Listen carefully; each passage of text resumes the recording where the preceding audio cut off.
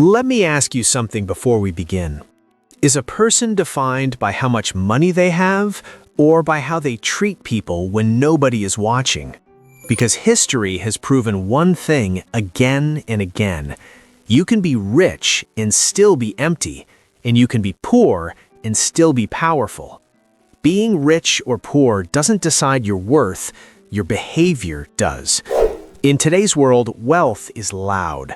Luxury cars, big houses, designer clothes, social media lifestyles. But behavior is quiet.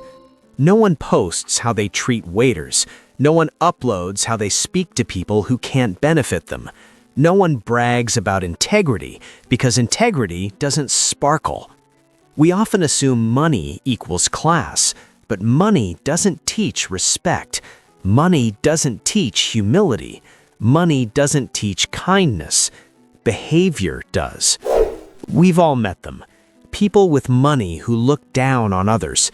People who believe their bank balance gives them permission to be rude. People who think success excuses arrogance. But here's the truth.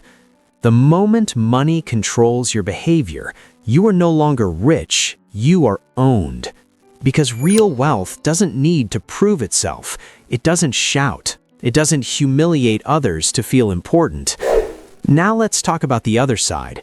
People who don't have much, but still greet others with respect, still keep their word, still help when they can. They may not own expensive things, but they own something far more valuable: dignity.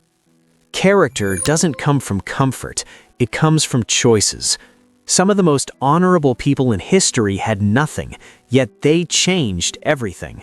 Your behavior shows who you are when no one is clapping, no one is recording, no one can reward you. How do you act when you're angry? How do you speak when you disagree? How do you treat people below your status? That's where truth lives. Because behavior is your signature. It stays even when money leaves. We teach children to chase success, but not how to handle it. We celebrate income, but ignore integrity. We admire power, but forget compassion. And then we wonder why successful people feel empty, why relationships break, why trust is rare. Money without morals creates monsters. Character without money creates leaders.